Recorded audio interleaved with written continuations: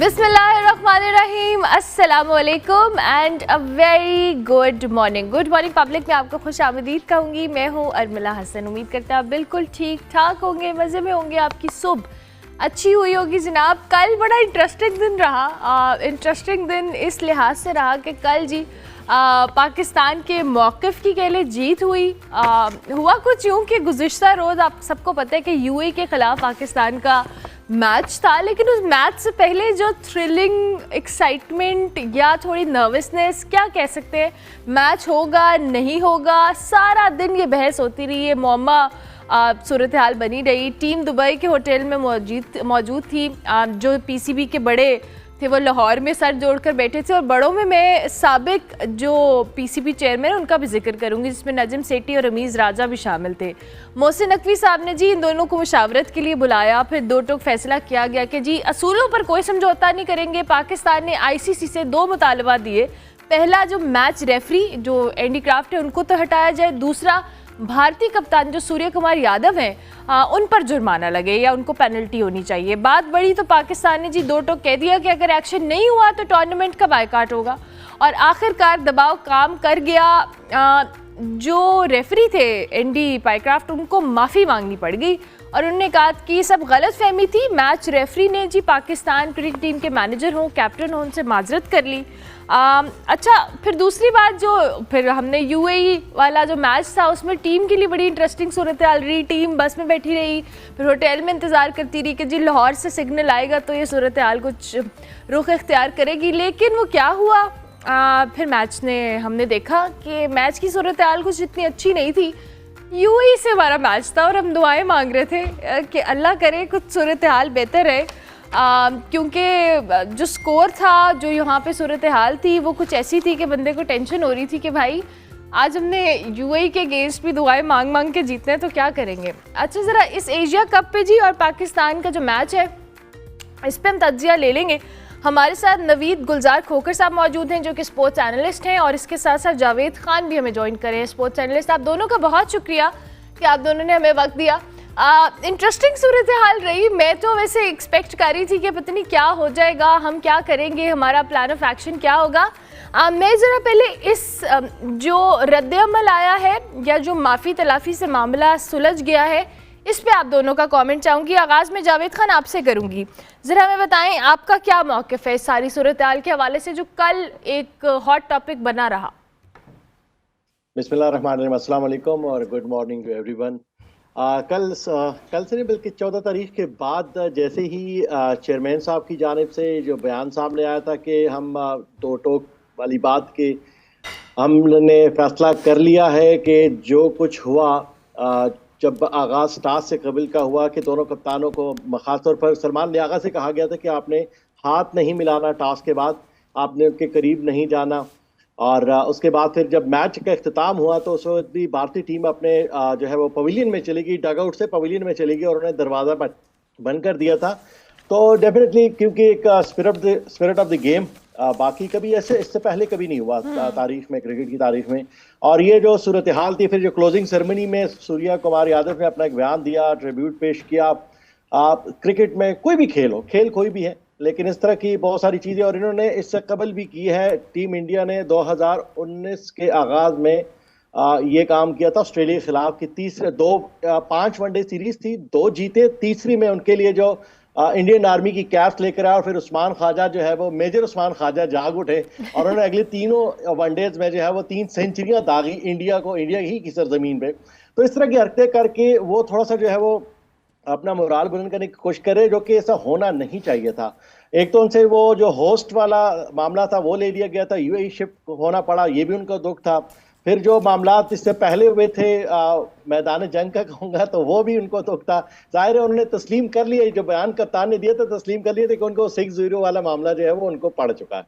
बहरहाल जी, हम खेल पे बात करेंगे। हम खेल को, हम एक स्पोर्ट्स लवर नेशन है और हम खेल को चाहे दुनिया की किसी भी कोने में हो, हम उस पर खेलने के लिए तैयार है। हमारे जो खिलाड़ी है वो ना सिर्फ खिलाड़ी नहीं है बल्कि हमारे मुल्क की सफ़ीर भी हैं, एम्बेसडर भी हैं, और ये दुनिया के हर कोने में जाकर उन्होंने परफॉर्म भी किया है और अब भी किया और फिर भी करते रहेंगे। एशिया कप में थोड़ा सा जो हमारे चेयरमैन साहब हैं उनको थोड़ा, अगर ये जो आखिरी मशावरत थी अगर ये पहले कर लेते बयान से पहले कि उनको क्या क्या हिकमत अमली अपनानी चाहिए, इसके खिलाफ इनको क्या कुछ कार्रवाई करनी चाहिए, एहतजाज रिकॉर्ड कराना चाहिए था, बजाय इसके कि इतना बड़ा बयान देने के जी इनको भी हटाया जाए और उनको भी इस तरह किया जाए। कुछ चीज़ें होती हैं कि इंटरनेशनल सतह पर आप जो है उसको इस तरह ऑन द स्पॉट जो है वो, या तो अगर डिसीजन आपने जो बयान दे दिया उसको आप बिल्कुल आप उसी पर स्टैंड पे रहें। आप स्टैंड ले लिया तो आपने उसको पीछे नहीं हटना। तो उससे भी फिर कल से जिस तरह बात कर रही है तो नवीद भाई भी हैं इस वक्त हमारे साथ। नवीद भाई को भी बेशुमार कॉल्स आई होंगी, बेशुमार वॉइस मैसेजेस आए होंगे, मैसेजेस आए होंगे कि क्या होगा, कैसे होगा। मुझे भी चंद बहुत सारे दोस्तों के लोकल भी और आउट ऑफ सिटी भी बहुत सारे व्हाट्सएप पे ग्रुप्स पे पूछते रहे जी क्या बनेगा। तो मैं बहुत सारे दोस्तों के साथ उनको मैंने यही कहा कि होना क्या है। अब उनको मैंने कहा कि मैच से कुछ देर कबल सलमान अली आगा मैदान में आ जाएंगे और पूछेंगे जी सिक्का किधे को है, सिक्का किसके पास है, टास्क कर लेते हैं। टास्क का वक्त हुआ, 1 घंटा मैच लेट हुआ। सही। इस 1 घंटे को भी जो है वो इंटरनेशनल सतह पर देखा गया कि चेयरमैन पीसीबी जो है वो मीटिंग कर रहे लाहौर में बैठकर। साहब का 2 चेयरमैन जनाब रमीज बिल्कुल राजा सही। साहब और निजम सेठी साहब को उन्होंने बुलाया, उनके साथ मुशावरत की। अच्छी बातें करी है, मुशावरत पहले हो जाती ना तो ठीक है। लेकिन अच्छा अब जावेद साहब, पॉलिसी उनकी मैं आपको इंटरप्ट करी हूँ। मैं चाहूंगी कि इसी बात के ऊपर आपकी बात को आगे बढ़ाते हुए मैं नवीद साहब का भी मौक़िफ़ ले लूँ, फिर हम क्रिकेट मैच की तरफ भी आते हैं, क्योंकि कल से बहुत सारे लोग ये गिला भी करें कि जी ये सारे झमेले में आप लोग पाकिस्तानी टीम की परफॉर्मेंस में तो कोई बात ही नहीं कर रहा, पाकिस्तानी टीम के क्रिकेट में तो कोई बात नहीं कर रहा, ये जो हाथ मिलाना ना मिलाने वाला मामला है। नवीद साहब आपका क्या मौक़िफ़ है इस पर?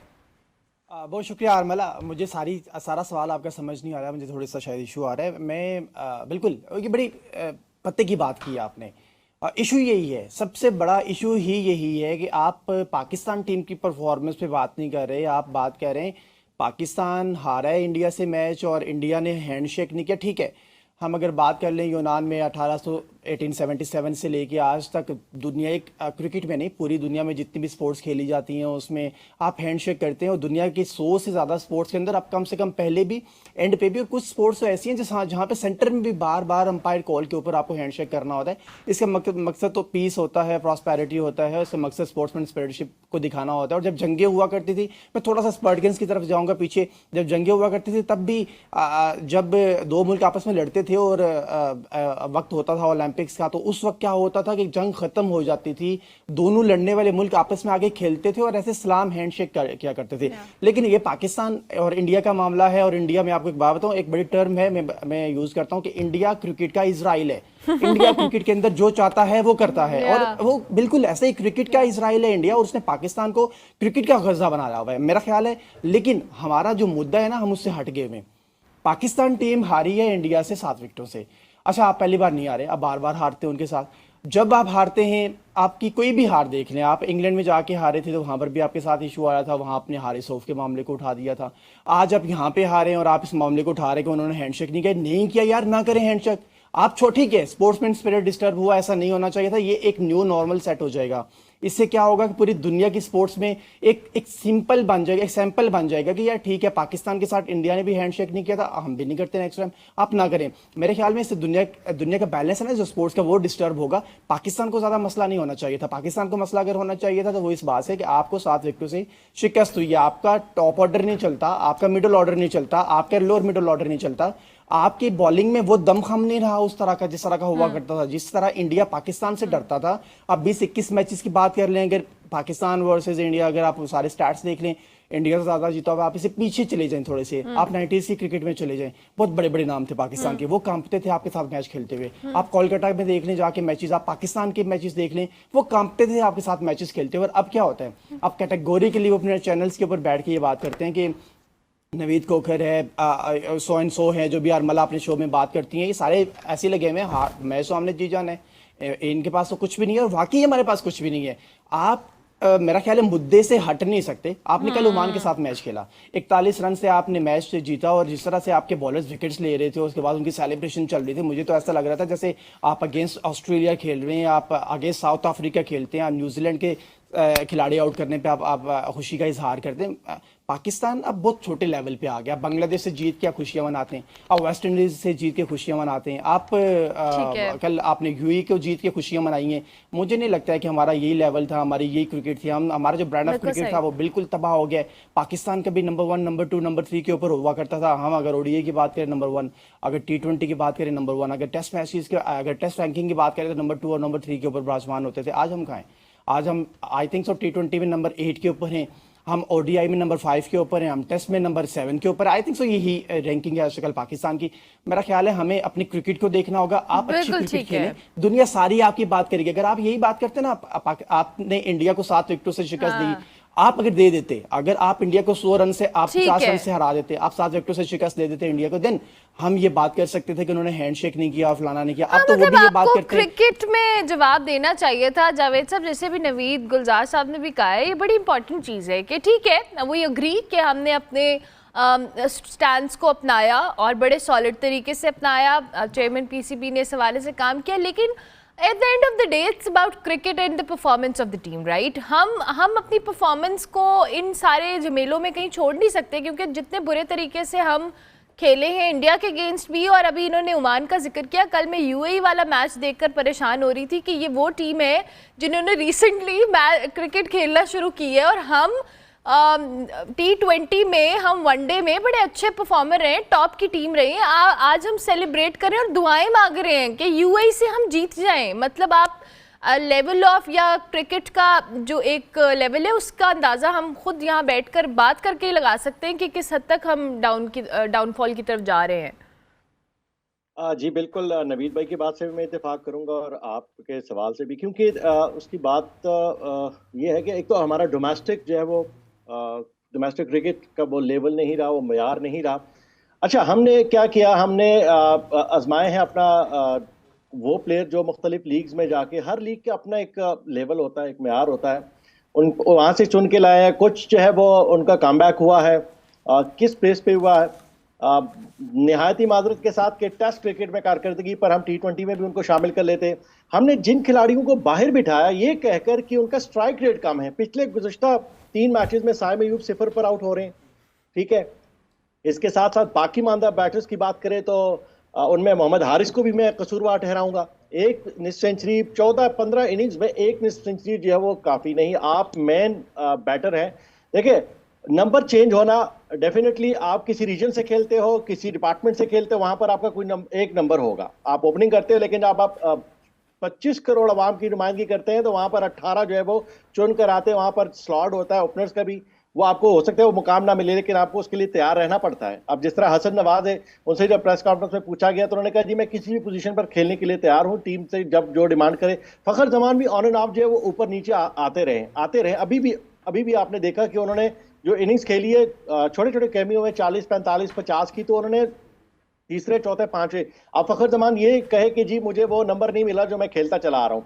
हमने जो 2 नाम बाहर बैठा दिए, जिस तरह आपने रैंकिंग का जिक्र किया कि हमारे बैटर या हमारी टीम जो है, नवीद भाई ने जैसे जिक्र किया कि अब हम 7वें, 8वें और 5वें नंबर पर हैं, तो उसकी वजह यही है कि हम अपने हीरोज को रिस्पेक्ट देना हमने ख़त्म कर दिया है और अपनी पसंद की टीम लेकर आते हैं। कोचिंग स्टाफ के साथ भी काफ़ी इशू है, ये अब से नहीं है, ये अरसे दराज से चलता आ रहा है। अभी हाल ही में हमने जो हेड क्यूरेटर हायर किया था टोनी हैमिंग, उन्होंने भी रिजाइन दे दिया। उससे पहले गेरी क्रिस्टन और जो जेसन ग्लेस्पी थे उन्होंने भी दिल बर्दाश्ता होकर, क्योंकि बहुत सारे फैक्टर इन्वॉल्व हो जाते हैं और खिलाड़ी भी, बहुत सारे ऐसे खिलाड़ी भी होते हैं जिन पर जब उनको कहा जाता है ना कि आप ये काम करो, आपकी ये वीकनेस है, तो कहते हैं मैं तो आ गया, मैं तो अब इंटरनेशनल में, अब तो मैं इंटरनेशनल प्लेयर हूं, मुझे तो बताने की जरूरत ही नहीं है। आप मेरे टेक्निक बेसिक नहीं ठीक। T20 फॉर्मेट क्या है, अभी आप इंग्लैंड की टीम देख ले, गुज़श्ता मैच अभी उन्होंने आयरलैंड के साथ खेला, आयरलैंड की 196 टारगेट था, ठीक है, और उसमें इंग्लैंड की टीम ने फिर वही in form batter Philip Salt out of form भी रहे हैं, ठीक है। अगर 2016 के T20 वर्ल्ड कप में बेन स्टोक पाकिस्तान में होते तो आज वो किसी रेडी, कहीं पर कोई रेडी लगा के फ्रूट या सब्जी बेच रहे होते। वही बेन स्टोक है जो कि इंग्लैंड को लीड कर रहे हैं, वही बेन स्टोक है जिन्होंने बहुत सारी फतवात उसके बाद 2019 का वर्ल्ड कप जितवाने में भी अपना अहम किरदार अदा किया था।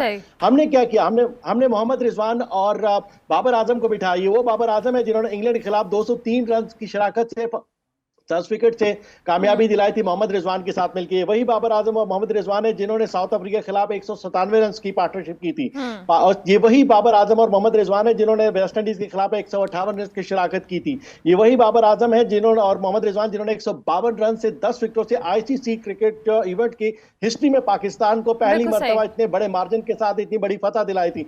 हम क्या चाहते हैं, हमारे कुछ लेजेंड, सॉरी इस वक्त देख रहे भी रहे होंगे कि हमारे कुछ लेजेंड्स नहीं चाहते, नवीद भाई भी इस बात से इत्तेफाक करेंगे कि क्योंकि यूनुस खान के साथ भी ऐसा हुआ था, जब वो 10,000 रन मुकम्मल करेंगे तो उनके लिए बहुत सारे हर्डल्स बना दिए गए थे ताकि वो 10,000 रन मुकम्मल ना कर सके, क्योंकि बहुत सारों के नाम नीचे आ जाएंगे, उनका नाम लेने वाला कोई नहीं होगा। बाबर आजम दुनिया की किसी भी टीम में होता। विराट कोहली ने 2.5 साल जो है वो सफर किया है, आउट ऑफ फॉर्म रहे थे, लेकिन उनको ड्रॉप नहीं किया गया और कुछ अरसे के लिए उन्होंने रेस्ट जरूर की थी। ठीक है जावेद साहब, आपकी बात अपनी जगह पे वजह है, लेकिन मेरा सवाल के साथ में ये नवीद साहब और आप दोनों के आगे रखूंगी और मैं नवीद साहब से चाहूंगी पहले आप जरा मौक़िफ़ दीजिएगा। ठीक है, आई एग्री समहाउ कि हमने अपने इन प्लेयर्स को जहाँ पे ड्रॉप किया है हमने टीम में इंक्लूड नहीं किया, लेकिन नवीद साहब eight the end of the day हमारे पास जिस तरह डोमेस्टिक का जिक्र किया या ग्रास रूट लेवल पे हम टैलेंट के लिए एक एकेडमी नहीं रख रहे, और हम कैसे एक्सपेक्ट करेंगे कि टैलेंट हमारे सामने आएगा जब हमारा डोमेस्टिक स्ट्रक्चर उस तरह से नहीं है। एंड सेकेंडली, अगर हम इन किसी बड़े प्लेयर को, चलें ये तो आपने अपनी मर्जी से ड्रॉप किया, खुदा ना खास्ता कोई इंजरी हो सकती है, कोई और मसला हो सकता है, हमारे पास बैकअप नहीं है। हम उन 3-4 प्लेयर्स के ऊपर रिलाई करते हैं, एक इंजर्ड होता है, कोई अपनी रीज़न से नहीं खेल पाता, हमारा बैटिंग ऑर्डर डिस्टर्ब हो जाता है, हमारी बॉलिंग लाइनअप डिस्टर्ब हो जाती है। सो हमारे पास, चले ड्रॉप करना अपनी जगह, बैकअप या हमारे पास ऐसा थोड़ा टैलेंट, बेंच स्ट्रेंथ तो हमारी होनी चाहिए ना समहाउ कहीं ना कहीं। आर्मला यस बिल्कुल, आप जो बात कह रही है मैं एग्री करता हूँ उसके साथ, लेकिन हमें थोड़ा सा पीछे जाना होगा। रमीज़ राजा का दौर था पाकिस्तान क्रिकेट बोर्ड में, वो एज ए चेयरमैन काम कर रहे थे। आप डोमेस्टिक की बात कर रही हैं, डोमेस्टिक कल सिस्टम सारे का सारा तबाह कर दिया गया था। पूरी डिपार्टमेंट क्रिकेट बंद कर दी गई थी, क्लब क्रिकेट को ताले लगा दिए गए थे। 10,000 से ज़्यादा प्लेयर इस मुल्क के, जो क्रिकेटिंग इतनी बड़ी नेशन है उससे 10,000 से ज़्यादा प्लेयर्स रेडियो पे आ गए हुए थे और क्रिकेट छोड़ दी थी उन्होंने। कुछ पाकिस्तान से बाहर चले गए थे, कुछ ओमान की टीम में, यूएई की टीम में, इथोपिया की टीम में, युगांडा की टीम में, मतलब दुनिया में जहाँ जहाँ क्रिकेट खेली जाती है 100 से ज़्यादा नेशंस के अंदर वहाँ पे चले गए हुए थे क्रिकेट खेलने के लिए। कुछ ने क्लब्स को जाके ज्वाइन कर लिया था यूरोप में, और कुछ यहाँ से सिर्फ सर्टिफिकेट का इंतजार कर रहे थे कि सर्टिफिकेट हमें मिले, हम दूसरे मुल्क में जाके क्रिकेट खेलें। पाकिस्तान में क्रिकेट का इंफ्रास्ट्रक्चर ही तबाह कर दिया गया था। वो जो 3-4-5 साल गुजरे पाकिस्तान क्रिकेट के, उसमें कुछ भी जनरेशन नहीं हुई, नंबर 1। नंबर 2, अगर थोड़े से आगे आ जाते हैं हम लोग, पाकिस्तान में डोमेस्टिक के बहुत सारे इवेंट्स होते हैं। जावेद इस बात से एग्री करेंगे, इस्लामाबाद में, लाहौर में, कराची में, मुल्तान में, आप तो फैसलाबाद में भी इवेंट्स होते हैं, बहुत सारे इवेंट्स। बट और मतलब प्रॉब्लम ये नहीं है, प्रॉब्लम यह है कि आपका जो डोमेस्टिक स्टैंडर्ड है वो इंतहाई पैथेटिक है। आप जिस स्टैंडर्ड के ऊपर क्रिकेट खेलते हैं, जो आपके ग्राउंड्स होते हैं, जो आपके रेफरीज होते हैं, जो आपकी पिचेस होती हैं, जो आपके गेम स्टैंडर्ड्स होते हैं, गेम रूल्स तो चले सारे वही के वही अप्लाई होते हैं आईसीसी के, बट जितनी भी चीज़ें हैं वो सारी की सारी लोकल होती हैं। कभी इन मैचेस को ब्रॉडकास्ट नहीं किया गया, कभी आपने उनको कैमरा नहीं दिखाया कि यार कैमरा के आगे खेलना किस तरह का होता है, आप किसी से बात करेंगे तो कैसे करेंगे, आप जब ग्राउंड के अंदर जाएंगे तो आपकी बॉडी लैंग्वेज क्या होनी चाहिए, आप जब टॉस करने के लिए जाएंगे तो बॉडी लैंग्वेज क्या होनी चाहिए, आप जो पिचेस हैं वो कौन लोग बनाते हैं, लोकल क्रिएटर्स बनाते हैं, उन्हें खुद से नहीं पता। ग्राउंड किस तरह के तैयार होते हैं, आप इस्लामाबाद की बात कर लें, 16-17 ग्राउंड हैं इस्लामाबाद में फर्स्ट क्लास के, आप छोड़ के डायमंड ग्राउंड को जिसको बुरी तरह से तबाह कर दिया गया है, उसके अलावा जितने भी ग्राउंड्स देखें आज भी वो खेलने के काबिल नहीं है। डायमंड भी अब उस तरह का नहीं रहा। कभी शकील शेख हुआ करते थे इस्लामाबाद में, तो वो इन सारे ग्राउंड्स की या ब्यारी किया करते थे, स्पेशली डायमंड को उन्होंने संभाल के रखा हुआ था। पाकिस्तान के तमाम टॉप क्रिकेटर्स ये बात करते हैं कि डायमंड ग्राउंड वो वाहिद ग्राउंड था इस्लामाबाद में कि जहां पे इंटरनेशनल स्टैंडर्ड का और ज़रा ऑस्ट्रेलियन तर्ज की पिचेस आपको पाकिस्तान में और इस्लामाबाद में देखने को मिलती थी। स्टैंडर्ड ऑफ क्रिकेट पाकिस्तान में तबाह है। आप इंडिया स्टेडियम में चले जाएं, कभी यहाँ पे सरसब्ज रहा करता था, अब तो सर्दियों में वहाँ पे घास उड़ी हुई होती है, अब तो वहाँ पे वो ग्रास, हमें वो ग्रीन ग्रास ही नजर नहीं आती। वहाँ पे आपके डोमेस्टिक इवेंट हो रहे होते हैं, जब इंटरनेशनल इवेंट आते हैं फिर आपको दौड़े लगती हैं आपकी, फिर आप इंटरनेशनल क्रिएटर्स को हायर करते हैं, फिर आप मैच का स्टैंडर्ड बनाते हैं। पिचेस आज तक पाकिस्तान में अच्छी नहीं बन सकी हैं।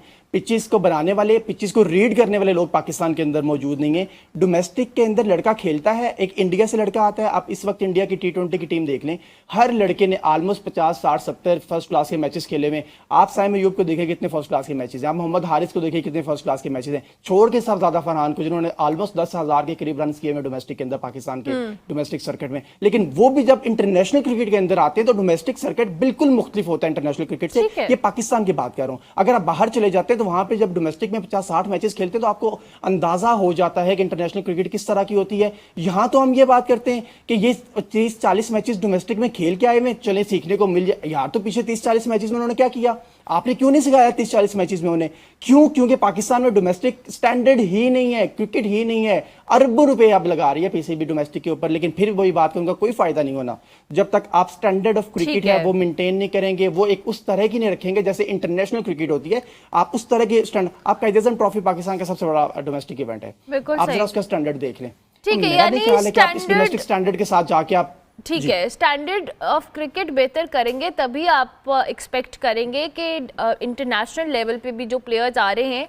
एंड सेकेंडली जावेद, मेरा आपसे ये सवाल है, जैसे चलिए ये तो हमने डोमेस्टिक स्ट्रक्चर की बात कर ली, but at the end of the day हम जिन प्लेयर्स को इंटरनेशनल टीम के अंदर लेकर भी आ रहे हैं या जो इंटरनेशनल क्रिकेट खेल रहे हैं, हम बहुत ज़्यादा समहाउ एक्सपेरिमेंटल हैं, हम कंसिस्टेंट चांसेस भी नहीं देते हैं। हमने एक मैच खेला, 2 मैच खेले, उसने परफॉर्म नहीं किया तो चले हम इसको रिप्लेस कर देंगे। लेकिन कुछ ऐसे प्लेयर्स हैं जो सालों से परफॉर्म नहीं करे बट वो भी टीम का हिस्सा है। तो हमने अपने इस स्टैंडर्ड को भी तो समहाउ कहीं ना कहीं डबल रखा हुआ है। बिल्कुल आप ठीक कह रही हैं, और कुछ प्लेयर ऐसे भी अभी मौजूदा स्क्वाड में भी हैं कि वो जब देखा जाए कि वो परफॉर्म नहीं कर रहा और हर मैच से पहले ये कहा जा रहा है कि उसको ड्रॉप कर दिया जाएगा, लेकिन वो प्लेइंग 11 का हिस्सा होते हैं। अभी गुज़श्ता 14-15 इनिंग मोहम्मद हारिस है वो फ्लॉप रहे, एक निश्चित सेंचुरी वो भी उन्होंने जिस तरह बनाई है हम सबको पता है, ठीक है। उनको डोमेस्टिक की हम बात जिस तरह नवीद भाई ने की है, डोमेस्टिक क्रिकेट को बेहतर कैसे बनाया जा सकता है। डोमेस्टिक क्रिकेट का बेहतरीन हल ये है कि अपने इंटरनेशनल प्लेयर्स को मुख्तलिफ जो लीग्स आ चुकी हैं उनसे रोका जाए और उनको इन्हीं खिलाड़ियों के साथ जो है वो शामिल किया जाए, उनके टीम का हिस्सा बनाया जाए। हर जो हमारे स्क्वाड है जो 18-20 लड़के हैं, इनको मुख्तलिफ टीमों में शामिल करके इनको जो है वो, चाहे वो गेंदबाज हैं, चाहे बल्लेबाज हैं, और चाहे वो कप्तान है, विकेट कीपर है, वो उन टीमों का हिस्सा होंगे। तो आपका डोमेस्टिक क्रिकेट का, चाहे वो T20 फॉर्मेट है, ODI फॉर्मेट है या 4-डे कायद-ए-आज़म ट्रॉफी, कायद-ए-आज़म ट्रॉफी की बात की है तो कायद-ए-आज़म ट्रॉफी जो गुज़श्ता सीजन हुआ था इस्लामाबाद में, खैबर पख्तूनख्वा में, और कुछ मैचेस कश्मीर में, और कुछ चंद मैचेस रावलपिंडी में हुए थे। रावलपिंडी के मैचेस तीसरे से चौथे दिन में गए थे। एक सवा दिन के अंदर जो है वो कश्मीरी मैच इख्तिताम पजीर होता है। ये 4 रोज़ा क्रिकेट की बात कर रहा हूँ। और इस्लामाबाद के तमाम मैचेस तकरीबन 2 से सवा 2 दिन के अंदर अंदर खत्म हुए थे। जो एक नॉर्मल आम बैटर भी आके मीडियम फास्ट बॉल करना चाहता था, उन्होंने 7-7, 6-6 खिलाड़ियों को आउट किया है। 3-3, 4-4 इंच की जो है वो घास मौजूद थी, और एक जो सर्दियों का नवंबर-दिसंबर का सीजन रखा था, ये जून-जुलाई का होना चाहिए था। क्योंकि आपका टेम्परामेंट का पता चलता है, आपके स्टेमिना का पता चलता है, गेंदबाज का भी, बल्लेबाज का भी और फील्डर का भी, ताकि वो 4 रोज़ा क्रिकेट खेलकर उसमें परफॉर्मेंस दे। आपने नवंबर-दिसंबर की तारीखें रखी, और वो भी इस्लामाबाद, जहां पर सूरज जो है वो तकरीबन 10 से 11 बजे के टाइम निकलते हैं, और गरूब जो है वो 4:30 साढ़े 4 बजे के टाइम आपको इस्लामाबाद में क्रिकेट खेलने को, डे सनलाइट जो है वो देखने को नहीं मिलती, कम हो जाती है, बेड लाइट हो जाती है, और उस दौरान जो है वो दिन को ड्यू फैक्टर अच्छा खासा होता है, और वो 11-12 बजे तक जो है वो ड्यू फैक्टर रहता है। आप 10 बजे आगाज करते हो तो 1.5 से 2 घंटे में एक इनिंग ही खत्म हो जाती थी। बिल्कुल सही। और इंटरनेशनल क्रिकेट में खिलाड़ी जब तक इन यंगस्टर के साथ शेयर नहीं होंगे, पाकिस्तान शाहीन टूर्स नहीं करेगी, डोमेस्टिक क्रिकेट में T20 फॉर्मेट में अच्छे खिलाड़ी नहीं, ये इंटरनेशनल खिलाड़ी तो लीग्स में चले जाते हैं NOC लेकर, उनको अभी इनके ऊपर कंट्रोल करना पड़ेगा। अब सॉरी मेरे पास वक्त खत्म हो गया, लेकिन थैंक यू वेरी मच। आप दोनों मेहमानों का बहुत शुक्रिया। नवीद गुलजार खोकर और जावेद खान हमारे साथ मौजूद थे, क्रिकेट के ऊपर अपना तजिया दे रहे थे। हम ब्रेक लेंगे, ब्रेक के बाद वापस आएंगे।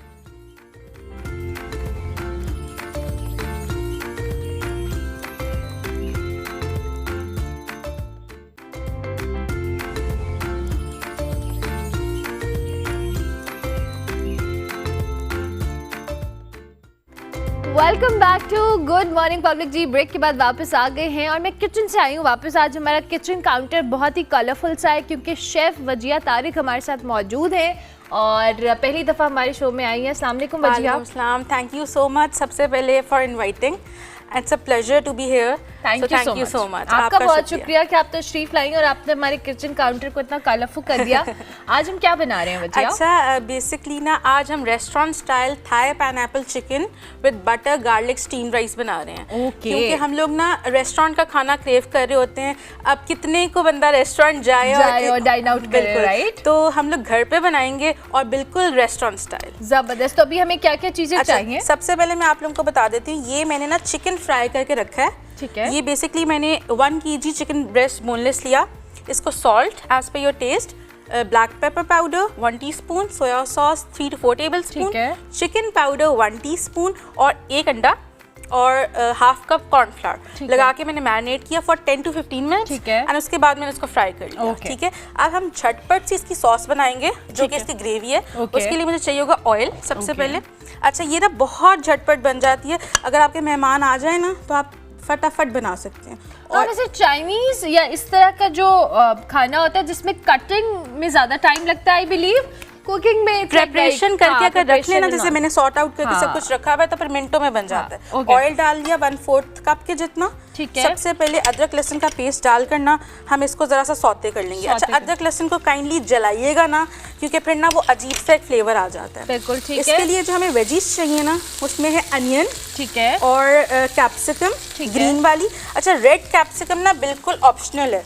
अगर आप लोग लेना चाहें तो ले लें। एंड कैरेट्स हैं। बिल्कुल। इसको 1 मिनट हम जरा कैमरे में दिखाते हैं। ये देखें, ठीक है, बहुत ही कलरफुल लग रहा है। प्याज 2 से 3 अदद, शिमला मिर्च 2 से 3 अदद, रेड बेल पेपर 1 एंड 2 से 3 गाजर। सबसे पहले हम ये डाल देंगे वेजिटेबल्स और इसको मिक्स करें। चलिए, I will help you mix this out. Thank you so much. जब तक आप इसको मिक्स कर रही है ना, मैं यहाँ पे एक सॉस बनाना आप लोगों को बता रही हूँ। That is pineapple sauce. Okay. Because it's pineapple chicken. So ये ना मेरे पास है, मैंने पाइनएप्पल टिन लिया था 1 अदद। ठीक है। उसको मैंने चंक्स में काट लिया। सही है। और उसका जो टिन का जूस था ना, वो मैंने यहाँ रख लिया। ओके। ये ऐसे पाइनएप्पल है जी हमारे पास, और ये इसके साथ इन्होंने सिरप जो होता है उसका वो ये रख लिया। ठीक है। अब उसके अंदर ना मैं 1 ग्लास ये डाल रही हूँ पाइनएप्पल जूस का, जो हम बच्चे सारे पी रहे होते हैं। बिल्कुल ठीक है। सो ये फ्लेवर एनहांस करेगा। It's going to be sweet, right? It's sweet and sour type ना। ठीक है। अब इसके अंदर ना I'll put like 4 to 5 tablespoons of chili garlic ketchup। Okay. ठीक है। एंड ये हमारी ना मेन सॉस है जो इसको बहुत ही डिलिशियस बना देगी। ठीक है। इसी सॉस के अंदर I'll add like 4 to 5 tablespoon soya sauce. Okay. ठीक है। And chicken powder. अच्छा, चाइनीज सॉल्ट मत लीजिएगा, चिकन पाउडर जिसमें MSG ना हो। बिल्कुल ठीक है। वो तकरीबन 1 टीस्पून भर के। Okay. And black pepper powder ½ teaspoon. Okay. That's it. ये हमारी सॉस है। ओके। इसको पोर इन कर देंगे हम वेजिटेबल्स के अंदर। ओके। बस दैट्स इट। That's it? अब जब इसके सॉस को एक बॉईल आ जाएगा ना, then we'll add cornflour. Okay. और देन चिकन बिल्कुल एंड में करेंगे। बिल्कुल एंड में ये हम डाल देंगे इसमें सॉस। ओके। अब जब इस सॉस को एक बॉईल आ जाएगा ना, बिकॉज आई एम एडिंग, ये मेरे पास है चिकन स्टॉक। ओके। सिर्फ चिकन को बॉईल किया है विदाउट नमक। ठीक है। सो ये तकरीबन 2.5 कप के जितना चिकन स्टॉक मैं इसमें डाल दूँ। ओके। अब जब इसको एक बॉईल आएगा, we'll thicken it with the cornflour. Okay. और उसके बाद लास्ट में हम इसके अंदर डालेंगे चिकन। ओके। एंड ये मेरे पास है स्प्रिंग अनियन का ग्रीन पार्ट। ओके। और ग्रीन चिलीज 2 से 3 अदद। ओके। ये लास्ट में डाल। चले, आप इसको बॉईल पे आएगा, जैसे ही आप इसको कुक करें, मीनवाइल हमारे पास जो हमारी अगली गेस्ट है मैं उनके साथ गुफ्तगू करती हूँ। जी, आज हमारे पास एक बड़ी इंटरेस्टिंग और ज़बरदस्त किस्म की कंटेंट क्रिएटर है। इनका नाम है जी विक्टोरिया, और आपने इनका कंटेंट देखा होगा, आई एम श्योर, जिन्हें आप कह लें देसी विक्टोरिया के नाम से भी जानते हैं। इनका जो ताल्लुक़ है वो लिथुआनिया से है, और ये एक पाकिस्तानी फैमिली में इनकी शादी हुई है। उसके बाद ना सिर्फ इन्होंने 2 मुख्तलिफ जो कल्चर्स हैं उनको जोड़ा है, बल्कि मुनफरद अंदाज में से दुनिया भर के नाजरीन तक पहुँचाया भी है। जी, इन्होंने अपनी ज़िंदगी को सोशल मीडिया पर बहुत ही खूबसूरत अंदाज में खुलूस, मोहब्बत, सकाफ़तों का एक हसीन इम्तजाज कहने उसके साथ पेश किया है। और देसी विक्टोरिया अपनी वीडियोस में जी ख़ानदानी जो ज़िंदगी है, अपनी लाइफ है, मज़ेदार खाने हैं, जो कल्चरल कोलैबोरेशन है समहाउ, उसको बड़े खूबसूरती के साथ पेश करती हैं और लोग उनसे रिलेट कर पाते हैं। सो आज विक्टोरिया हमारे साथ मौजूद है, उनको हम खुश आमदीद कहेंगे और हम उनसे उर्दू में बात करेंगे। दो कि वो दोनों लैंग्वेजेस बोल लेती हैं और उनके लिए ज़्यादा कन्वीनियंट अंग्रेज़ी है, लेकिन आज हम उनको उर्दू में थोड़ा उनका इम्तिहान लेते हैं। अस्सलाम वालेकुम, good morning, how are you Victoria? वालेकुम अस्सलाम, मैं ठीक है, आप कैसे हैं? मैं बिल्कुल ठीक हूँ, बहुत बहुत शुक्रिया कि आपने हमें वक्त दिया हमारे शो में, और आई होप मैंने आपको ज़्यादा इंतज़ार नहीं कराया। नहीं, and thank you so much for such a beautiful introduction. Thank you so much. तो पहले हमें सबसे पहले विक्टोरिया ये बताएं, how does it feel, you know, आप एक एम्बेसडर के तौर पे काम कर रही हैं अपने कल्चर का भी और पाकिस्तानी कल्चर का भी। सो ये जब आप कंटेंट बनाती हैं और ये सारी मुख्तलिफ दो कल्चर्स के कोलैबोरेशन की जब हम बात कर रहे हैं, लोग आपसे बहुत रिलेट कर पाते हैं। So idea, thought process, you know, tell us about the whole story, we really would love to hear that. Of course. So सबसे पहले I got married into a Pakistani family. I got married in Pakistan in 2016. हमारी शादी भी हो गई उधर, और मैं पाकिस्तान रहते थे 3 साल. So during that time I got to know Pakistani culture, Pakistani खाना, शादी और लोग. और मेरे अम्मा and Abu, they introduced me to all the customs while I was living with them. And the content creation thought came during COVID, जो हम Dubai move किए in 2021. और मेरा खामिन ज़्यादा मुझे पुश किए कि you can do it, just share, it's very interesting. लेकिन सबसे पहले मैंने शेयर किए खाना वीडियोस, just खाना, because I was not confident enough to come on in front of the camera, and I was just sharing. कभी कभी जो कोई वीडियो बनाऊंगी जो खाना बनाती हूँ तो ये टिकटॉक में लगाऊंगी. लेकिन मुझे याद है कि the first video which I made in front of the camera, तो मैं उधर उर्दू बात कर रही थी, और एक बार्गेनिंग वीडियो कि मैं आंटी थी और सुपरमार्केट वर्कर, और मैं उर्दू बात कर रही थी और बार्गेनिंग भी थी. तो उधर ये वीडियो वायरल हो गया on TikTok. It got, I think, more than 1 million views. And then I understood that people do relate and it's interesting for them. और मेरा passion भी acting है, so I really enjoy doing the skits, and that's how the journey started of content creation. That's amazing. So Victoria, आपने कहा कि आपकी जब शादी हुई तो आपने 2-3 साल जब आप यहाँ पे रहीं तो आपको आइडिया हुआ और आपको मुख्तलिफ कल्चर और चीज़ों का आइडिया हुआ और इंट्रोड्यूस कराया गया. सबसे इंटरेस्टिंग चीज़ या इंटरेस्टिंग बात आपको क्या लगी पाकिस्तानी कल्चर में? पाकिस्तान कल्चर में इज वेरी डिफरेंट जो हमारे वेस्टर्न और लिथुआनियन कल्चर है, because Pakistani culture in general is very very strong. For example fashion, खाना भी. सो आई ऑलवेज थॉट कि खाना ज़्यादा है लेकिन इतना वैरायटी है और कभी भी इतनी स्पाइसी है. For example such as Karachi biryani. I never knew that there is like a biryani according to the city, right? Because Karachi biryani बहुत spicy है. So, and then of course के Pakistani nashta, we don't have such heavy things in nashta such as chanas, halwa, puri. It's very tasty, but ये नाश्ता नहीं है, ये नाश्ता और lunch है दोनों. So, and then of course the chai culture. Chai तो जो भी पिएगे रात को, चाय इज लाइफ फॉर पाकिस्तानी. चाय इज लाइफ. गर्मी है चाय भी पी सकती है. It doesn't matter the weather, गर्मी ठंडी, it's chai is all the time. And then of course the hospitality. It's like in Pakistani culture, people are very hospitable. It doesn't matter कि आप stranger है or whoever you go to someone's house कि आप खाली paid सोच भी नहीं सकते, आप सोच भी नहीं सकते कि आप कुछ खाए बगैर जाएंगे उस घर से. आपको प्लेन में फिर भी डाल दिए कि आप खाओ कि आपको पसंद नहीं आए आप थोड़ी सी खाए, चाय भी पी लिए, डिजर्ट भी खाए. तो these were the things which really fascinates me, and I think it's very beautiful how Pakistani people are, and of course how close they are to the families. कि compound families इकट्ठे रहती है. We don't have this in our culture that everyone is so close to each other. So I think these are the things which really amazes me, and I think it's really beautiful. Lovely lovely. So Victoria, मुझे अपने culture का भी आप थोड़ा सा बताएं। Pakistani culture को तो आप बहुत आपने कहा कि आपको बहुत सारी चीज़ें फैसिनेट करती हैं और आपको पसंद है, but tell us about your culture. और कितना सिमिलैरिटी है या बिल्कुल नहीं है या थोड़ी बहुत सिमिलैरिटी है, since we are talking about food, right? खाना अब मुख्तलिफ कल्चर्स का बड़ा डिफरेंट होता है। In Pakistani you so right कि हमारे फ्लेवर्स और सारी चीज़ें दे वेरी स्पाइसी और हम हेवी मील्स को प्रेफर करते हैं। So tell us about your side of food side. Food side. So Yeah. if we're talking about food, of course, it's like sky and earth, because it's, I mean, I would say, because it's very, very different. हमारे पास है काले मिर्च, नमक और थोड़ी सी herbs, लेकिन जो आपके पास है इतने ज़्यादा मसाले, ड्रॉअर अभी इतने परीवी है, हमारे पास इतना ज़्यादा नहीं है. So this was, and then according the spices, I really had to adjust because we do not have that many spices. Like when we see in Lithuanian that you can adjust to spices or we eat a little bit spicy food, when you go to Pakistan, that is not even comparable. Spicy, हमारे spicy, not spicy at all. मुझे आपकी बात सुन के इतनी हंसी आ रही है Victoria, because हमारे लिए इतनी नॉर्मल बात होती है। हमारे खाने में अगर नमक मिर्च नॉर्मल भी है ना, तो एक आधा बंदा फैमिली में से होता है, वो कहते हैं बहुत फीका खाना है, इसमें नमक नहीं है, थोड़ी सी और दाल है या थोड़ी सी और चिली चाहिए और कुछ और चाहिए। सो अभी आप अपने जब घर पे होती है तो कैसे खाने, ज़्यादा पाकिस्तानी खाने बनते हैं, स्पाइसी खाने बनते हैं, कैसे बनते हैं?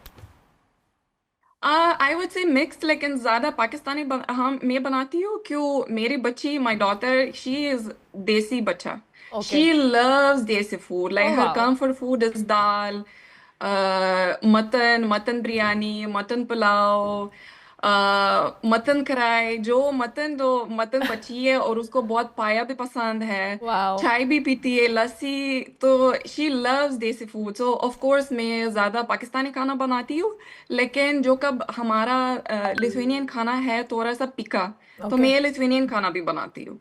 लेकिन जो कब लिथुआनियन खाना बनाऊंगी तो मैं और अलीजा खाएंगे, दूसरे लोग नहीं खाते हैं. बोले फीका खाना. ठीक हो गया, फीका खाना. ये मुझे मजे की कॉन्वर्सेशन लग रही है, क्योंकि खाने की बात हो रही हो तो हम ऐसे एक्साइटेड हो जाते हैं ना कि खाने पीने की डिस्कशन हो रही है. सो विक्टोरिया, आप मुझे ये बताएं कि आप जब ये कल्चर की जहाँ पे हम बात करें, since your videos are very relatable, जब आप कंटेंट बना रहे होते हैं तो आप बहुत सारी चीज़ों को ऑब्जर्व भी कर रहे होते हैं, right? As a content creator आप छोटी छोटी चीज़ें और जिस तरह के स्केट्स और आप एक्टिंग बेस्ड बनाती हैं, सो आप सबसे इंटरेस्टिंग चीज़ आपको अभी तक आपकी वीडियोस में जो आपने ऑब्जर्वेशन के थ्रू अपने कंटेंट में शामिल की हों, वो बताएं. There are many honestly, लेकिन सबसे मेरे ख्याल जो अभी मैं नहीं करती हूँ is bargaining. I don't have this in me. कि वो हम बाहर भी जाती है, मैं अम्मा के साथ जाती हूँ तो my husband will say कि आप थोड़ा सा पीछे हो जाओ, ये अम्मा प्राइस बताऊंगी, कितने देंगे, कि 50 दूंगे, नहीं 100 बोलेंगे, नहीं 50 और बस, और बोलेगी बस मैं तब जा रही हूँ, तब दूसरे लोग नहीं नहीं नहीं आप ले लो 50 सही बाजी, सही 50 is fine. So you don't do it? I find it really funny, but I still cannot do it in the videos, of course, like I act, but in real life I cannot do it. That's amazing. अच्छा Victoria, आप अपनी चूँकि content बना रहे होते हैं तो somehow मैं थोड़ा सा सीरियस सवाल आपसे कर रही हूँ, इसलिए क्योंकि आई बिलीव कि एज अ कंटेंट क्रिएटर और जब आप सोशल मीडिया के ऊपर बहुत ज़्यादा एक्सपोजर भी होता है, सो आपकी प्राइवेसी हो, फिर आपको ट्रोलिंग भी बहुत फेस करनी पड़ती है, हेट कमेंट्स भी आते हैं जहाँ बहुत सारे लोग आपसे प्यार कर रहे होते हैं, at the same time you have to deal with such stories and comments and everything. Of course. So how come you deal with that? और अभी तक आपको कोई इस तरह की नेगेटिविटी फेस करनी पड़ी है? Because I believe कि आप में हम में से कोई भी हो जो सोशल मीडिया पे ज़्यादा पब्लिक लाइफ को शेयर भी कर रहे हैं या एक्सपोजर भी है, they experience such things, right? बिल्कुल, of course. So first of all, I think you have to set clear boundaries. Even in my content, right? I don't share कि सारा दिन मैं ये बना रही हूँ और like, you know, someone is doing something and I start filming them and then I just put on the internet. I never do this. I have the set hours when I'm filming. Okay. And about the outcome, like negativity or positivity, of course, once you are going into the public, के लोग जो भी बात करेंगे, every person is different, right? I am not everyone's cup of tea. And especially हमारे दोनों cultures there. So people will have different opinions. You know how it is, right? Yeah, Pakistani and Lithuanian, it's not that common. So, of course, there are different opinions. Negativity भी face की है, अभी कितने 3-4 साल हो गए. But I'm used to it now. I got really thick skin and you should not care what other people think. Because जो आपको आगे आएंगे कोई लोग तो आप नहीं बताएगा कि I don't like you or this is how it is. They're just very brave on the internet. Yeah. That's how you have to understand. Being as a content creator or as a public figure, you will always face everything. But again, you should not care what other people think, except if it's coming from your family, because for both of us, the family is the biggest an important thing in life. Absolutely, I so agree with that. अच्छा जी, in the end अब आपने माशाल्लाह इतना ज़बरदस्त content आप बना रही हैं, रिलेटेबल कंटेंट बना रही हैं, and I love such videos जो कि आप रिलेट कर पाते हैं आम जिंदगी में, जो भी आप बार्गेनिंग वाली चीज़ें हैं, ये हम सब कहीं ना कहीं अपनी देसी मॉम्स के अंदर एक्सपीरियंस कर रहे होते हैं, बिकॉज हमने खुद नहीं करना लेकिन हम somehow enjoy कर रहे होते हैं. So at the end of the day it's all about positivity, right? हम सोशल मीडिया के ऊपर एक पॉजिटिव मैसेज या किसी भी अंदाज में दे रहे हैं, और चूंकि आप तो अपने कल्चर को भी और पाकिस्तानी कल्चर को रिप्रेजेंट कर रही हैं, चैलेंजेस हमें बताएं कभी कोई आए, और अगर नहीं आए या आए हैं उनको कैसे ओवरकम किया, और इन द एंड बहुत सारी ख़वातीन जो इस तरह का कंटेंट बनाना चाहती हैं, सोशल मीडिया पे आना चाहती हैं, what message you want to give it to them? So the challenges I think we face, as we mentioned, right, is all about the people's opinion, which we should not take that much in consideration. Of course, jo kab aap start karti hai as a content creator, you do care what people think, but again, once there is a support from your family, you should not care what other people think. And then the other challenge I think as every content creator would face is just fighting with yourself, because content creation is like a business. As much you will put, you will have that much outcome. Yeah. So ye cheez hai, like, you know, that sometimes you just don't know what, or sometimes you want to quit, or sometimes you are just like not confident enough. But I always have the support, my backbone, which is my husband, and he always pushes me to be better, pushes me to keep going and never give up. And at the end of the day, I always think it's all about the positivity. Like, I do not share my struggles or something on the internet, because there are already so many things jo in the world and there are so many bad things. So mera main purpose is positivity and just cultural awareness that Pakistani culture beautiful hai aur mera culture bhi beautiful hai. It's just about the balancing. That's just about the balancing. Thank you very much, Victoria. बहुत शुक्रिया कि आपने हमें वक्त दिया. मिंदाइन, मुझे बताएं उर्दू सीखने में कितनी मुश्किल हुई? ये सवाल तो मैं करना ही भूल गई, क्योंकि आपने मुझसे पूरी कॉन्वर्सेशन उर्दू में की है. मेरे ख्याल है कोई 3 साल, लेकिन मैं मेरी अम्मा के साथ बात कर रही थी पाकिस्तान में, तो अभी मेरी उर्दू इतनी अच्छी नहीं है कि मैं दुबई में 6 साल रहती हूँ, लेकिन पहले के 3 साल पाकिस्तान रहती थी, तब मैं अम्मा के साथ बात कर रही थी उर्दू. क्यों अम्मा को अंग्रेजी भी आती है लेकिन उर्दू ज़्यादा आती है. ओह, अच्छा. So during that time I learned Urdu. But आपकी उर्दू बहुत अच्छी है, and I am really glad कि हमने उर्दू में कॉन्वर्सेशन की है. Thank you very much Victoria, it was lovely having you on the show. बहुत अच्छा लगा आपसे बात करके. You have such a positive personality, और इसी तरह का अच्छा कंटेंट आप बनाती रहे और हमें अच्छा अच्छा कंटेंट देखने को मिलता रहे. बहुत शुक्रिया, and thank you so much for having me. Thank you very much. Victoria हमारे साथ मौजूद थी जी. अपने कल्चर को और पाकिस्तानी कल्चर को बड़े पॉजिटिव अंदाज में ये पोर्ट्रे कर रही हैं, और इनके कंटेंट को आप भी देखें, एंजॉय करें. हम ब्रेक लेंगे, ब्रेक के बाद वापस आएंगे.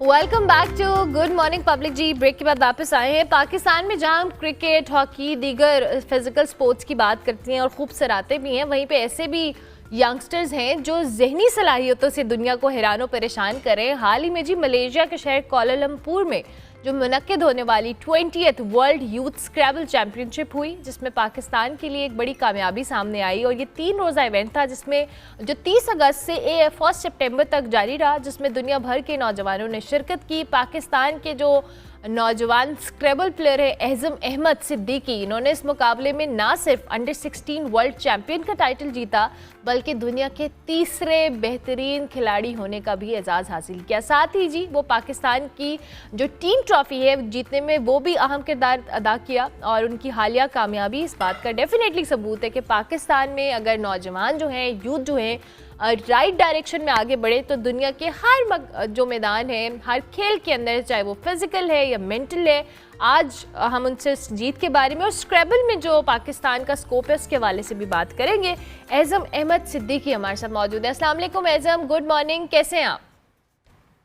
जी मैं बिल्कुल ठीक हूँ। वालेकुम अस्सलाम। एज़म, सबसे पहले तो आपको बहुत मुबारकबाद। हम स्क्रैबल को as a for the entertainment लेते हैं, लेकिन आप दुनिया में पाकिस्तान को रिप्रेजेंट करके पोजीशन लेकर टीम ट्रॉफी लेकर आ गए। आप थोड़ा सा हमें बताएं कब कैसे स्टार्ट हुआ आपका ये जर्नी? 2018 में मैंने स्क्रैबल खेलना शुरू किया when I was 8 years old and मैंने स्टार्ट अपने school BBS Parsi high school से लिया था। एंड जब वहाँ पे स्क्रैबल क्लब अभी भी होता है, मैंने उसमें पार्टिसिपेट किया एंड देन मुझे थोड़ा इंटरेस्ट फील हुआ स्क्रैबल में।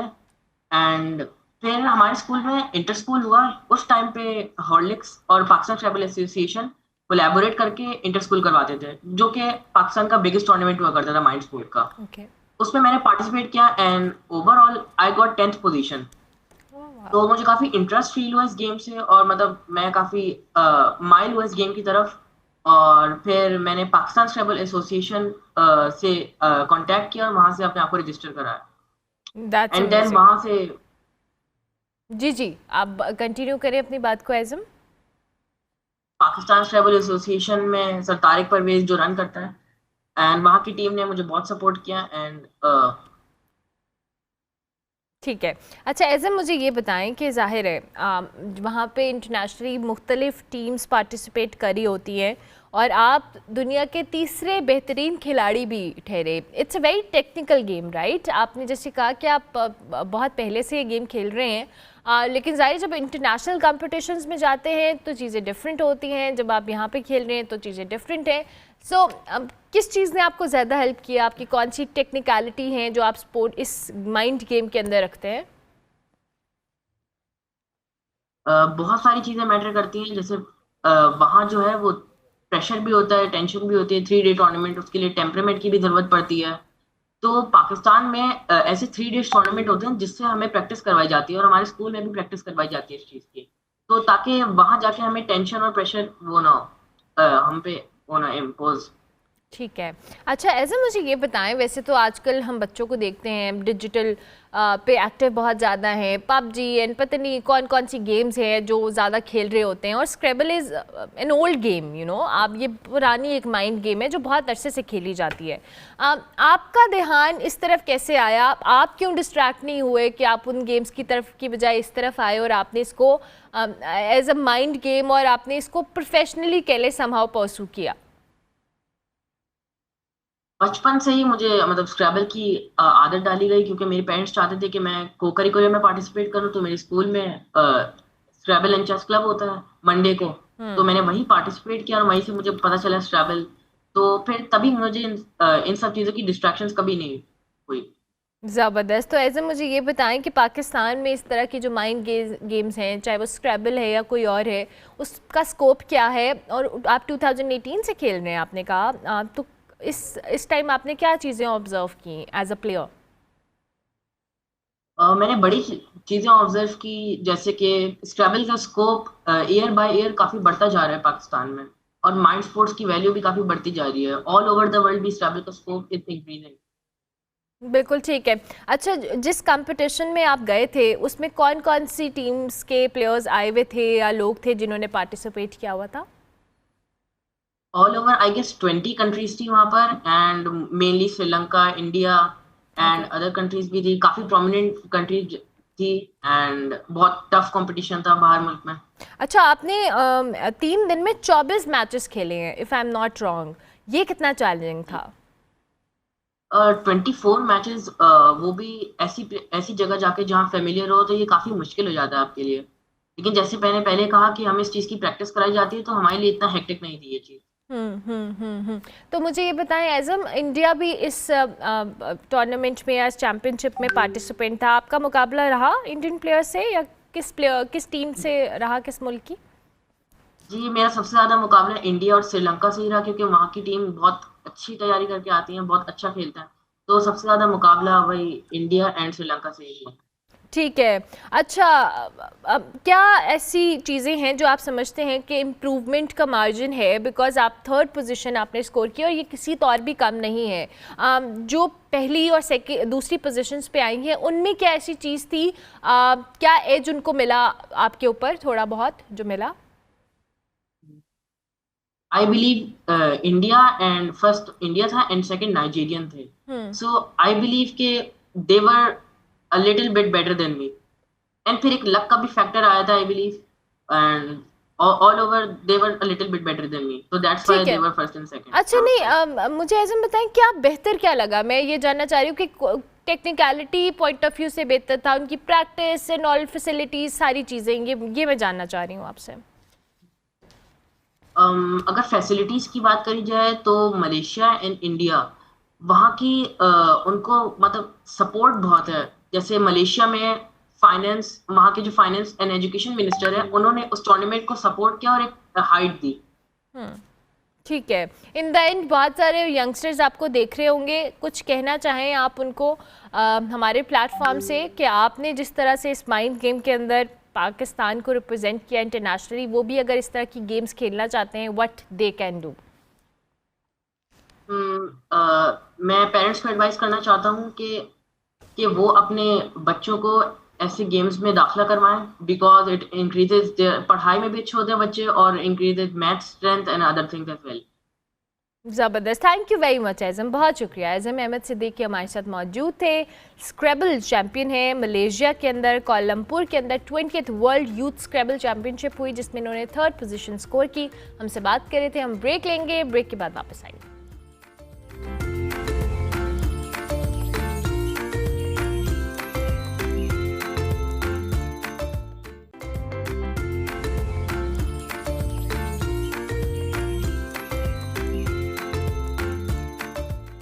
प्रोग्राम के आखिरी हिस्से में आपको खुश आमदीद कहूँगी। जनाब, मैं किचन में एक बार फिर आ गई हूँ। शेफ़ वजिया तारिक हमारे साथ मौजूद है। हमारी ग्रेवी जो है वो रेडी हो गई है, अब हम राइस को प्रिपेयर करने लगे। बिल्कुल। अच्छा, जब बॉईल आ गया था, मैंने कॉर्नफ्लावर डाल दिया एंड लास्ट में चिकन एंड पाइनएप्पल चंक्स तकरीबन 1 कप के जितने, हरा प्याज और हरी मिर्च डाल के मैंने इसको रेडी कर दिया। अच्छा, इसको ज़रा अगर कैमरे पे दिखा दें तो वेल एंड गुड हो जाएगा, ताकि हमारे देखने वालों को आइडिया हो जाए। मैं गिरा ही ना हाँ, मैं टेढ़ा और नहीं कर सकती भाई मेरी टीम के लिए टेढ़ा करके दिखाइए। ये देखें, ये इसकी कंसिस्टेंसी है, और इसमें आपने ज़्यादा कॉर्नफ्लोर नहीं ऐड करना, आपने थोड़ा इतना रखना है कि इसकी ग्रेवी रहे। ठीक है, अब हम जल्दी से इसको कॉम्प्लीमेंट करेंगे बटर गार्लिक राइस के साथ। अच्छा, इसमें हम लेंगे 4 टेबलस्पून बटर। ठीक है, ये सॉल्टेड बटर है मेरे पास। ठीक है। अच्छा, उसके बाद ये मेरे पास है तकरीबन 2 टेबलस्पून बारीक बिल्कुल फाइनली चॉप गार्लिक। इसी से फ्लेवर आएगा। सो आपने ये जो है ना, इसमें कंजूसी नहीं करनी। This is butter garlic rice. अरे, क्योंकि स्टीम्ड राइस है, सो इसके अंदर गार्लिक का ही फ्लेवर आएगा। एंड इसी के अंदर हम डालेंगे ब्लैक पेपर पाउडर तकरीबन 1 टीस्पून। ठीक है। उसके बाद वाइट पेपर पाउडर तकरीबन 1 टीस्पून। ठीक है। बहुत झटपट बन जाते हैं और बहुत ज़बरदस्त होते हैं। And 2 tablespoon chicken powder. ठीक है। एंड उसके बाद हम इसमें डालेंगे सोया सॉस तकरीबन 6 to 7 टेबलस्पून्स। ठीक है। और इसके अंदर साथ ही ना, ये मेरे पास है हरा प्याज का ग्रीन पार्ट। ओके। तो तेज़ कर लेंगे हम चूल्हा। एंड उसके बाद ये ग्रीन पार्ट वाला हरा प्याज मैं इसमें डाल दूँगी। ओके। अच्छा, अब जब एक इसके अंदर थोड़ा सा बबल्स आने लग जाएंगे, ये मेरे पास है 750 ग्राम्स बॉइल्ड राइस। ठीक है। ये मैं इसके अंदर जो है वो डाल दूँगी। ठीक है। सो मैं डालती हूँ। मैं इसको थोड़ा सा स्टर फ्राई करते हैं एंड बस दैट्स इट, ये रेडी हो गए। बस हमने इसको मिक्स करना है। बस इसे मिक्स करना है हमने। Oh wow. सो ये हमारे राइस हैं। और अच्छा, अब आपको मैं एक बात बताऊं कि हम लोग रेस्टोरेंट्स में जाते हैं, हमें तकरीबन प्लेटर जो है वो मिलता है 2000 समथिंग। बिल्कुल ठीक है। अब ये 2000 के अंदर ना आप तकरीबन 8-10 लोग आराम से इसको जो है ना वो एंजॉय कर सकते हैं। सी घर में जो हमारी अम्मियाँ कहती है ना, इतना खाना है तो मैं तुम्हें घर में बना के खिला दूंगी, ये वही वाला हिसाब है कि आपने जो रेस्टोरेंट स्टाइल चीज़ें वजह योर एक्सपर्टीज, और हमने इसकी प्लेटिंग करनी है जी। अच्छा, बहुत प्यारा प्लेट मैंने प्लेटर इसके लिए सेलेक्ट किया है, थोड़ा सा कलरफुल है ताकि वो प्रॉपर एक रेस्टोरेंट वाइब जो है वो हमें दे। आप इसको मिक्स करेंगी और इसके बाद हम इसकी प्लेटिंग करेंगे। ओके, और ये बहुत झटपट बन जाते हैं। ये जो स्पेशली पाइनएप्पल चिकन है ना, ये बहुत ही, अभी आप टेस्ट करेंगी ना तो फिर आप मुझे बताइएगा कि वाकई वो फ्लेवर रेस्टोरेंट वाला है या नहीं। अच्छा चलिए, अब हमने इसको मिक्स कर लिया। अब आपको प्लेटिंग मैं बता रही हूँ, कोई सा भी बोल आपने लेना है जो कि आपके घर में इजीली अवेलेबल है। इसमें हम नीचे वो फ्लेम थोड़ा सा जब तक मैं कर रही हूँ तब तक नीचे वाले चावल जो है ना थोड़े से हो जाएंगे। मैं इसके अंदर पूरा एक राइस को लेकर, हम बेशक चूल्हा बंद कर देते हैं। तो मुझे बताएं वजिया, वैसे आपकी एक्सपर्टीज क्या है? अच्छा, बेसिकली मैं प्रोफेशनल शेफ़ हूँ, सर्टिफाइड शेफ़ हूँ। मेरी स्पेशलाइजेशन बेकिंग में है। बेकिंग में? लेकिन चूँकि मैं 10 साल से मीडिया पे हूँ, तो I was 18 years old when I did my first show. Oh, lovely. So मेरा जो नाम बना है ना वो देसी स्ट्रीट फूड में। ओके। मैं पाकिस्तान और पंजाब के खानों को रिप्रेजेंट करती हूँ। ओह लवली। सो वैसे हर, मैं मतलब कि अपनी तारीफ नहीं करूँगी, लेकिन वो कहते हैं ना हर फन मौला हूँ। ज़बरदस्त। चाइनीज़ मिठाइयाँ, कॉन्टिनेंटल थाई सब बना लेती हूँ। ज़बरदस्त। अच्छा, इसको हमने ऐसे कर दिया, ठीक है, एंड इसको ये हमारा एक निकल आया। ठीक है, अब साइड पे ना आप आ जाएं, हम ग्रेवी डाल देंगे। ओके। एंड ये बिल्कुल मैंने ना पाइनएप्पल का ना एक पूरा रिंग जो है ना वो बचा के रखा था। अच्छा, रिंग बचा के रखा, वो मैं ना राइस के ऊपर डालूंगी। ओह अच्छा। और ये इतना फुलफिलिंग होता है, और क्योंकि इसके अंदर कोई ऑयल हमने एक्सेसिव नहीं डाला। अगर आप इसको ऑलिव ऑयल में बनाएंगे तो फिर आप जो है डाइट पर्पस भी इजीली इसको खा सकते हैं। ओके, ये मेरे पास जो पाइनएप्पल है ये मैं इसके ऊपर रखूंगी ऐसे करके। मैंने कुछ गिराया तो नहीं? नहीं। एंड ये हरा प्याज। ओके। और ये हमारा एक जबरदस्त सा जो प्लेटर है ना, मैं इस कैमरे में दिखाऊंगी और यहाँ रखूंगी ताकि आप लोग देख लें। अभी देखिए हमने सिर्फ एक प्लेटर रेडी किया है, इसमें से इसके कोई 5, 7, 8 प्लेटर आराम से निकल सकते हैं। हमने 1 kg चिकन लिया है और 750 ग्राम्स हमारे पास राइस है, और बाकी जो वेजिटेबल्स हैं या जो चीज़ें हैं वो आपने करनी है। और ये जिसकी फाइनल प्रेजेंटेशन है, वेरी इंटरेस्टिंग जी, बहुत मज़ेदार देखने में लग रहा है। हम इसको ट्राई भी करेंगे। और thank you very much Wajiha कि आप तशरीफ लाई, आपने इतनी अच्छी रेसिपी हमारे साथ शेयर की। बहुत शुक्रिया। इंशाल्लाह वील फर्दर वर्क, तो इंशाल्लाह आप लोगों को मैं अपना 200% दूंगी। ओह लवली। वजीहा तारिक शेफ़ हमारे साथ मौजूद थी जी। बेसिकली इनकी स्पेशलाइजेशन जो है वो बेकिंग में है, लेकिन ये पाकिस्तानी खाने, देसी खाने, पंजाबी खाने, इनको रिप्रेजेंट, चिक्कर छोले और भटूरे, गोलगप्पे। हमारी आपकी मेरी डील होगी, लड्डू पीठी, हम यहाँ भटूरे बनाएंगे। Done deal. हमारी नेक्स्ट रेसिपी हमने अभी डिसाइड कर दिया, मेन्यू हम भटूरे बनाएंगे। बिल्कुल। और वो मैं आपको स्क्रैच से ऑथेंटिक रेसिपी दूंगी। क्या बात है, बस यही मुझे चाहिए, भटूरे लाइफ में। Done. Thank you very much, it was lovely having you. Programme का वक्त खत्म हुआ, इंशाल्लाह मेरी आपसे मुलाकात होगी अब कल। फीडबैक आपने हमारे सोशल मीडिया हैंडल्स पे लाजमी देना है। मैं खाना एंजॉय करूंगी, आप इस रेसिपी को घर पे ट्राई करें, एंजॉय करें। कल तक के लिए मेरी तरफ से अल्लाह हाफ़िज़। अल्लाह हाफ़िज़।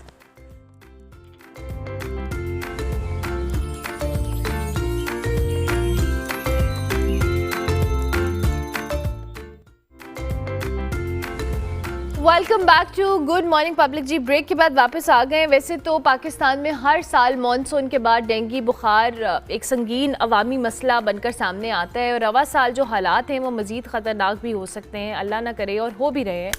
महकमा मौसमियात ने जी 20 सितंबर से दिसंबर तक के लिए जो हाई रिस्क डेंगू अलर्ट जारी किया है और ख़बरदार किया है कि जो सैलाब और दर्जा हरारत का इम्तजाज है वो डेंगू मच्छर के फैलाव के लिए साजगार है। ख़ास तौर पर अगर हम बात करें पंजाब, सिंध और दीगर मुतासरा इलाकों की, तो उसमें जमा शुदा जो पानी है उसने बीमारियों को मज़ीद फैलाने के लिए जो कह लें एक तेज़ी से बढ़ने का मौका भी फराम किया है। जो रिसर्च डेटा के मुताबिक जब दर्जा हरारत 26 से 29 डिग्री सेल्सियस के दरमियान रहे और नमी 60% से ज़ायद हो और बारिश 27 मिलीमीटर से ज़्यादा हो तो डेंगू के फैलने का ख़तरा कई गुना बढ़ जाता है।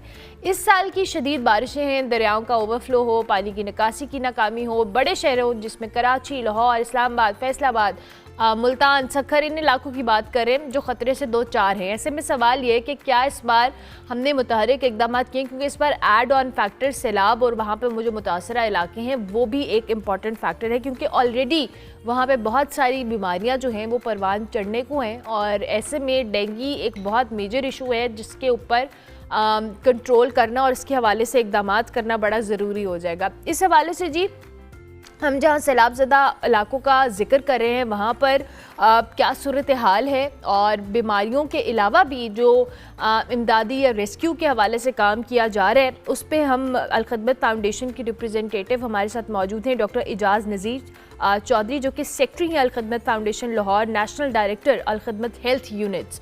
पहले भी हमारे शो का हिस्सा बन चुके हैं, कई बार आए हैं। डॉक्टर साहब बहुत शुक्रिया कि आपने हमें वक्त दिया, और ये बड़ी एक इम्पॉर्टेंट टॉपिक है जिस पे मैं चाहूँगी आप बात करें, और इस वक्त आप एक रिलीफ कैंप के अंदर मौजूद भी हैं जो अलखदमत इस हवाले से काम कर रहा है। हमें थोड़ा सा एक आइडिया दीजिएगा कि इस वक्त क्या सूरत हाल है, किन इक़दामात की यहाँ पर अशद ज़रूरत है। जी बिस्मिल्लाहिर्रहमानिर्रहीम। पब्लिक न्यूज़ वालों का बहुत शुक्रिया कि आपने मुझे इस बात का मौका दिया, मैं आके यहाँ पे अपने नाजरीन के साथ ये बात कर सकूँ। जो इस दफ़ा आपने जो पहले जिक्र किया है जैसे डेंगू का, तो वो डेफिनेटली जब भी हर मानसून के बाद इसका ख़तरा मौजूद रहता है। तो इस बार चूँकि सैलाब का पानी ज़्यादा है, सैलाब ज़्यादा है मामूल की निस्बत, और स्पेशली मैदानी इलाकों में तो पानी ज़्यादा खड़ा रहता है, खड़ा भी है और खड़ा भी रहेगा कुछ हफ्ते तक। जो KPK की बात करें वहाँ पानी का ज़्यादा ठहराव नहीं है, क्योंकि वहाँ पे ऊंचाई से पानी नीचे की तरफ जाता है और बह के निकल जाता है। इसलिए यहाँ पे ज़्यादा मसला इस वक्त पंजाब के मैदानी इलाकों का बनेगा, जो बन भी रहा है कुछ, मगर अभी तक अल्हम्दुलिल्लाह एपिडेमिक तो नहीं हुआ, ये अभी तक ये आउटब्रेक भी नहीं हुआ इसका। तो अलखदमत जो हमारे सारे सिनेरियो में जो इनको रिलीफ का काम भी कर रही है और इनको जो हेल्प आउट भी कर रही है, उसमें हमने जो बिल्कुल बेसिक चीज़ें हैं, जहाँ भी हमने खैमा बस्तियाँ बसाई हैं, वहाँ पे हमने इन लोगों के लिए नेट्स का और ये जो डेंगू का स्प्रे है उसका बंदोबस्त किया है। हर शाम को हर रात को जो है ना हम यहाँ पे स्प्रे करते हैं, हमारे पास स्प्रे मशीन मौजूद है, हमारा उसके केमिकल डाल के उसके अंदर रात को स्प्रे होता है तकरीबन तमाम बस्तियों में जितने भी हमने आबाद की हैं। और उसके अलावा नेट्स का हमने बंदोबस्त किया हुआ है, इन लोगों को जो वो मुतासरीन है उनको हम उसके साथ नेट्स भी फ्राहम करते हैं ताकि मच्छर से काटने से बच सकें। मगर ये इतने बड़े पैमाने पे सैलाब है इस दफ़ा, इतने बड़े पैमाने पे बहुत सारे लोग तो ज़ाहिर है सारे के सारे लोग हमारी बस्तियों में आकर नहीं ठहर पा रहे और ना ही वो रह सकते हैं, क्योंकि जो डैमेज काफ़ी ज़्यादा है और हमारे तो वही महदूद रिसोर्सेज हैं जिसपे हम अपना उसके अंदर जितना कंट्रोल कर सकें, जितनी हेल्प कर सकें, हम अल्हम्दुलिल्लाह कर रहे हैं। इस वक्त भी मैं ये खैमा बस्ती है हमारी चूंग में, वहाँ मौजूद हूँ, जहाँ पे हमने कोई 130 के करीब हमारे खैमे लगे हुए हैं, उसमें कुछ 600 के करीब लोग रह रहे हैं। और ये सब इनको हम राउंड द क्लॉक मेडिकल की फैसिलिटी और बाकी इनके फूड और इन सब चीज़ों का ख्याल करते हैं। और यहाँ भी जैसे मैंने पहले बताया कि हर रोज़ाना शाम को यहाँ पे हम डेंगू का स्प्रे भी करवाते हैं। बिल्कुल ठीक है। अच्छा डॉक्टर साहब, आपने भी बात की है कि अल्लाह ना करे कि इस वक्त सूरत हाल ख़राब हो, क्योंकि डेंगू का ये ज़ाहिर है हर साल मानसून बारिशों के बाद ये सूरत हाल रहती है। आप तो अपने तौर पे काम कर रहे हैं और आप जिन खैमों का जिक्र कर रहे हैं कि 160 के करीब खैमे हैं जहाँ पे 600 से ज़ायद लोग हैं, इन लोगों को हेल्थ फैसिलिटीज़ को मेक श्योर करना आप अपने तौर पे करेंगे, लेकिन क्योंकि डेंगू का आउटब्रेक जो होता है इट्स वेरी सडन, और हम इस खड़े पानी में या इर्द गिर्द जो इलाके हैं साफ़ पानी में भी परवान चढ़ता है, तो इसके लिए जो हुकूमती इक़दाम हैं और आपकी जो कोलैबोरेशन है उन लोगों के साथ जो आप अपडेट भी करें, उस हवाले से भी हमें बताइएगा।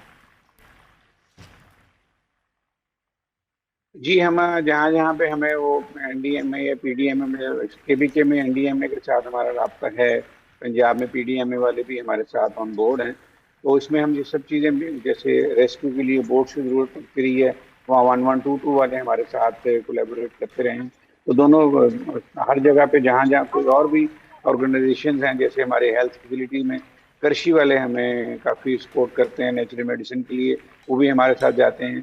उनका एक पानी है आब नुकरा के नाम से उनका एक प्रोडक्ट है जो कि आम पानी में डालते हैं तो पानी साफ सुथरा हो जाता है। तो ये सब लोग, क्योंकि ये कॉज एक ऐसा है कि जिसके ऊपर हमें किसी किस्म की पॉलिटिकल स्कोरिंग की ज़रूरत नहीं होती, ना पॉलिटिकल स्कोरिंग करनी चाहिए। ये वो लोग हैं जो कि हमारी इमदाद के मुस्तहिक हैं, जो लोग हैं जो इमदाद की ज़रूरतमंद हैं, तो उसके लिए हमने कभी ऐसा ये नहीं किया कि मतलब कि अगर किसी की तरफ से कोई भी खैर की चीज़ हमें कहीं से मिल रही हो तो हम उसको कोलैबोरेटली तौर पे ये काम करते हैं। और हुकूमती इदारों से हमारी ये बात इस चीज़ पे चल भी रही है, होती भी रहती है, वो भी इस चीज़ को देख रहे हैं कि ये कल कलां को ये सारा सिलसिला जब अगर ये खुदा न खास्ता आउटब्रेक होता है तो उसके लिए क्या क्या इकदाम वो करेंगे। ठीक हो गया। अच्छा डॉक्टर साहब, अब मुझे थोड़ा सा ये बताइएगा कि ज़ाहिर है ये लोग तो अभी ख़ैमों में आबाद हैं, लेकिन eight the end of the day हमने इनको कहीं लोकेट भी करना है जहाँ पे सूरत हाल नहीं अभी ठीक है, जिनके घर या जिनके मामलात ख़राब हुए हैं। इसके लिए अल खिदमत फाउंडेशन क्या कर रहा है? इसके लिए अल खिदमत फाउंडेशन जो है इन लोगों, जैसे पिछले से पहले हमने जो था 2022 में जब सैलाब आया था तो उनको हमने कोशिश की थी कि इसके बाद इनको कोई आसान घर स्कीम के तहत कोई छोटे छोटे यूनिट्स बना के दे दिए जाएं। अभी तो हम चूँकि रिलीफ के काम में इतने बिजी हैं कि अभी रिहेबिलिटेशन की तरफ हम नहीं जा पा रहे। रिलीफ का ये सिलसिला इतना ज़्यादा है कि जो पानी नीचे आगे की जानब जा रहा है वो ज़्यादा नुकसान कर रहा है। अभी तो हम उसके रिलीफ के काम में ही ज़्यादा फोकस किए हुए हैं। जब ये थोड़ा स्टेबल होगा तो उसके बाद ही फिर हमको रिहेबिलिटेशन के बारे में सोचेंगे। अभी तक तो हम रिलीफ के काम पे फोकस कर रहे हैं और रिहेबिलिटेशन का काम उसके बाद देखा जाएगा। ठीक है, तो डॉक्टर साहब रिलीफ के कामों में अभी आपके पास जो रिसोर्सेज हैं, आई एम श्योर कि आपने जैसे कहा कि बहुत सारे लोग आपके साथ इस मामले में कोलैबोरेट भी कर रहे हैं। आप जो लोग भी हेल्प करना चाहते हैं, व्हाट दे कैन डू? देखिए, अब इसमें डिपेंड करता है कि कौन से एरियाज में हैं वो लोग ना जहाँ पे वो आना चाहते हैं। जैसे हमारी ये खैमा बस्ती है, इसमें डोनर्स आते हैं, उन्होंने अपना फिक्स किया हुआ है कि हम नाश्ता भेज देंगे। कुछ डोनर्स हैं जो खाने की बात करते हैं। फिर यहाँ पे जो है वो कुछ डोनर्स जो हैं वो चारपाइयाँ उन्होंने दी, तो खुश्क राशन आता है बच्चों को, यहाँ पे बिस्कुट भी मिलते हैं, दूध भी मिलता है।